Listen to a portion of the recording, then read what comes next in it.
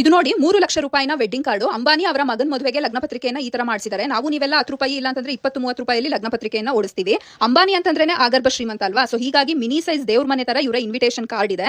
ಈ ಕಾರ್ಡ್ ಅನ್ನ ಓಪನ್ ಮಾಡಿದ ತಕ್ಷಣ ಈ ತರ ದೊಡ್ಡದಾಗಿರುವಂತಹ ಆಲ್ಬಮ್ ಸಿಗುತ್ತೆ. ಸೊ ಅದೇನೇ ಇನ್ವಿಟೇಷನ್ ಕಾರ್ಡು. ಮೇಲೆ ವಿಷ್ಣುವಿನ ಫೋಟೋ ಬರುತ್ತೆ. ಅದರ ಸುತ್ತ ಕೂಡ ವಿಷ್ಣು ಶ್ಲೋಕವನ್ನ ಪ್ರಿಂಟ್ ಮಾಡಿದ್ದಾರೆ. ಇನ್ನ ಈ ಬಾಕ್ಸ್ ಅನ್ನ ಓಪನ್ ಮಾಡಿದ ತಕ್ಷಣ ವಿಷ್ಣುವಿನ ಮಂತ್ರ ಪ್ಲೇ ಆಗುತ್ತೆ.